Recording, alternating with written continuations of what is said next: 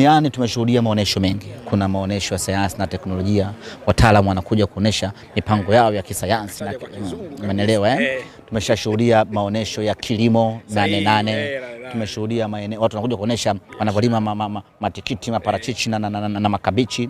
Tumeshashuhudia maonesho ya biashara 77, hiyo utakuja wanafanya mabiashara pale. Lakini dunia haijawahi kushuhudia football exhibition, haijawahi kushuhudia maonesho ya mpira wa miguu. Leo hii ilikuwa ni siku maalum ya kuja kuonesha maonesho ya mpira wa miguu. Kwa nini maonesho?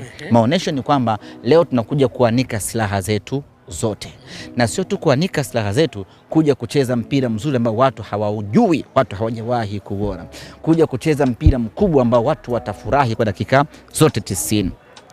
Ndio maana ya exhibition hii. Leo umeona akishika Anicet Oura mahali unafurahi, hapo ndo anafanya exhibition yake. Akishika Libase Geye unafurahi, hapo anafanya exhibition yake. Akishika Chama unafurahi, huyo ndo mkuu wa exhibition mwenyewe. Akishika mpira Selemani Mwalimu una enjoy. Nixon Kibabage akishika mpira, hapo ndo anafanya exhibition.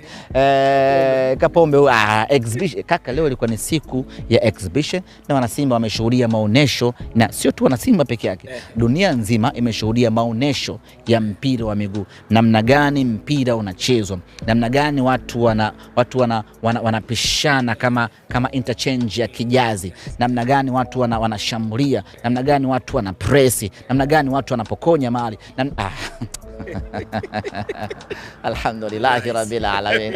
Mungu ameturudishia Simba yetu. Sema jino ndo hii. Lakini sio leo. Ipo hiyo siku. Hiyo siku utakapoona lineup imetoka watu wote watali wako ndani humo, jua hiyo siku hatutaangalia mpira pekee yetu, tutakuwa tunaangalia mpira na majini pamoja na viumbe vingine kutoka sehemu mbalimbali zimekuja kushuhudia Simba inacheza hiyo siku. Hiyo siku Mwalimu Beka amekasirika, ameshusha silaha zake zote, ametia Chama, ametia Loemba,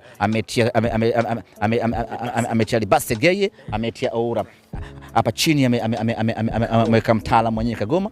Wewe kaka, hiyo siku tutashuhudia mpira hapa na viumbe vya ajabu kutoka sayari mbalimbali wanaiona Simba. Hakuna atakayekubali kubaki huko Pluto wakati Simba inacheza hapa. Hakuna mnyama atakayekubali kubaki Serengeti wakati Simba inacheza hapa. Kiboko hawezi kukaa kwenye bwawa wakati Simba inacheza hapa. Watakuja kuiangalia Simba. Kaka, Simba imerejea kwenye ule utimamu wake. Imerejea kwenye ubora wake. Hii ni Simba ambayo mwana Simba hautaki kukaa nyumbani. Unapitwa na vitu vingi. Njoo hapa. Sijui umeelewa kuangalia Simba hii nyumbani ni riski. Lolote linaweza likatokea. Sijui umeelewa vizuri Lakini ukikaa hapo una uhakika wa kumwona Loemba ukimwangalia hivi kwa macho kaka, anatia raha. Chama ukimwangalia hivi kwa macho hivi, yani mnaonana, Chama anatia raha sana kaka. Oura ukimwangalia hivi anafurahisha.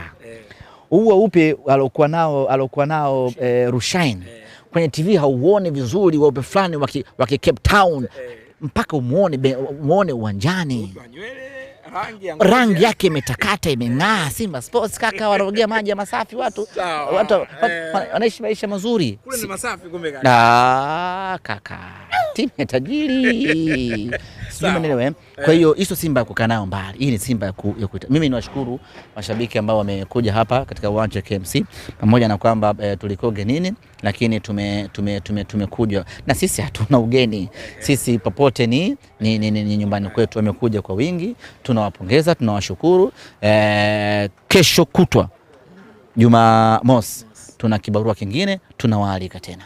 Taarifa pengine za kuelekea mchezo huo tutarajie siku mbili hizi au? Kesho Alhamis, Mungu akipenda, tutafanya mkutano na waandishi wa habari kuelezea program nzima ya mchezo huu. Lakini kwa kipekee kabisa nichukue nafasi hii kuwaita mashabiki wa Simba, mechi ya Jumapili, ya Jumamosi, tusianze kuidiscuss wala kuichambua. Hiyo sio jukumu letu wana Simba. Jukumu letu wana Simba siku hiyo ni kuja uwanjani. tu. Tusiangalie hata tukishinda twendi popote, hata tukipata sijui kitu gani. Halafu najua sisi tushakubali kwamba mwaka huu hatujakuwa na msimu mzuri, tumetolewa, tunamshukuru Mwenyezi Mungu, tunajipanga kwa ajili ya msimu ujao. Lakini kama ilivyo kawaida yetu, wana nguvu moja, tunaanguka pamoja, tunanyanyuka pamoja, tunasonga mbele pamoja. Kwa hiyo tumeanguka pamoja kwenye hatua ya makundi, tunaendelea kuishikilia na kushikamana na Simba yetu, tunajipanga pamoja kuelekea katika hatua inayofuata. Kwa hiyo Jumamosi tujitokeze kwa wingi, twende tukawape support wachezaji wetu kwamba anyway hatujakwenda hatua ya makundi mwaka huu, sio kosa lenu, ni letu sote, tumelikubali, tujipange kwa ajili ya msimu unaokuja. Na siku hiyo tunakwenda kuenjoy, kwenda kufurahi, nacheza with no pressure. Lakini kumbuka tunatafuta heshima yetu. Hatujamaliza kampeni ya kutafuta heshima yetu, tumeipata Angola, tunakwenda kuipigania tena Benjamin Mkapa. Na kumbuka Toby, hatujashinda mchezo hata moja Benjamin Mkapa msimu huu kwenye CAF Champions League. Tunatakiwa kwenda kushinda mchezo huo dhidi ya Stade de Malien, na nilishakuambiaga Simba hafungwi mara mbili kwenye group stage na mtu. Tumepoteza nyumbani kwao mahali Stade de Malien, hatutaki kupoteza tena Benjamin Mkapa. Twende tukampasue, tuchukue heshima yetu, na baada hapo tunawekeza nguvu kubwa kwenye ligi ya mabingwa Afrika. Mimi niwaite mashabiki wa Simba tuje kwa wingi siku hiyo, twende tukaenjoy Simba yetu. Semaji, kila kitu kipo vizuri? Kimenyoka. Shukrani sana. Asante.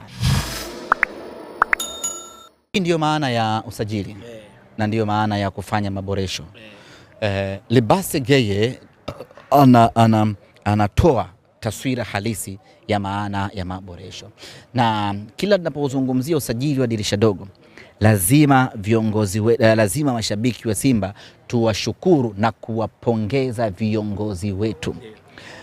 Dirisha dogo la usajili, kusajili wachezaji karibia 5 na wote ni wazuri, na wote wanakuja kuingia kwenye first 11, na wote wanakuja kubadilisha timu. Hiyo sio kazi ndogo hata kidogo. Hiyo ni kazi kubwa inayohitaji jicho pevu kweli kweli, kuwaona wachezaji na kuwaleta, na wachezaji wakaja kuleta mapinduzi makubwa. Viongozi wetu wa Simba Sports Club, bodi ya wakurugenzi, kwa hili mashabiki wa Simba tunatakiwa kuwapongeza pakubwa kweli kweli.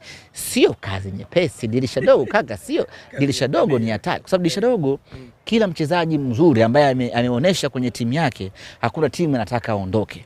Si ndio tunaelekea kwenye ubingwa? Sasa nani anakubali Libase Geye aondoke?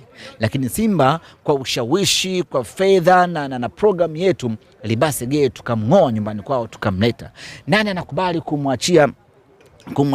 kumwachia Loemba? Lakini anakubali kumwachia kwa sababu ni Simba Sports Club, ina viongozi wa maana. Kazi imefanyika na tumeiona. Na of course timu yetu imebadilika, Tobias Sebastian. Timu yetu inafurahisha kuitazama. Timu yetu inatia raha kuitazama. Namna ambavyo mashambulizi yanaanza, utulivu wa hali ya juu, pressing ya kutosha, tunapokonya mali miguuni kwa mtu, tunafika. Na tumewakosa KMC. Hasa kipindi cha pili tuko na mtia kama 8 hivi, lakini sio issue. Goli 2 zinamtosha kabisa.